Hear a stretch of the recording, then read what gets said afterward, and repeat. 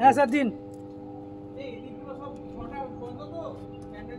হ্যাঁ হ্যাঁ হ্যাঁ সব বন্ধ করে দিয়ে স্ক্রুড্রাইভার টিপ জোর করে সব কেটে বেরিয়ে যাবে। এরকম চালিয়ে দিন একবার।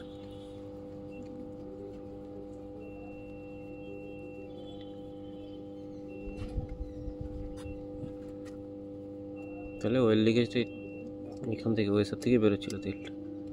টান টান টান উঠে গেছে, চিটে আছে বলে বেরোয়নি।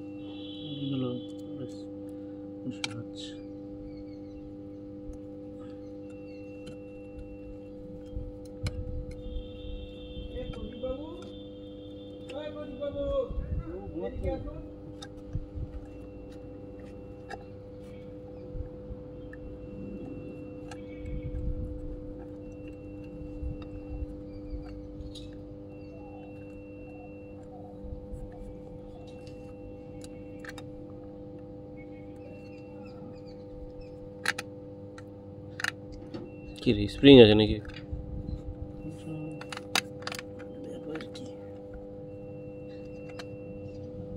পেয়েছে তো হলো স্লিপ করছে আর হইতে চলে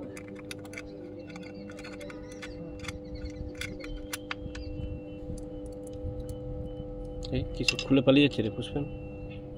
আর হলো ফুল ফুল ফুল হ্যাঁ তেলে ভর্তি, তেলে ভর্তি পুরো। বলেই স্যার হুম আসতে বল। স্যার স্যার স্যার একবার আসতে হবে। ওই স্যারের ভিতরে পুরো তেলে ভর্তি হয়ে গেছে, ভর্তি তো ওইখান থেকে তেল লিক করে বেরোচ্ছে।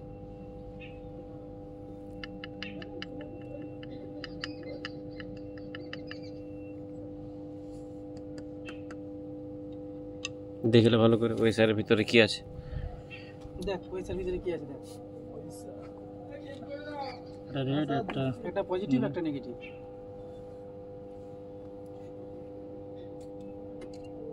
ওখানে পা দিস না, ঢাকনাতে পা দিবি না। ঢাকনাটা ওই জায়গাটা পাতলা। ওইটা সরু পাত দিয়েছে, পা দিলে পচ করে ঢুকে যায়।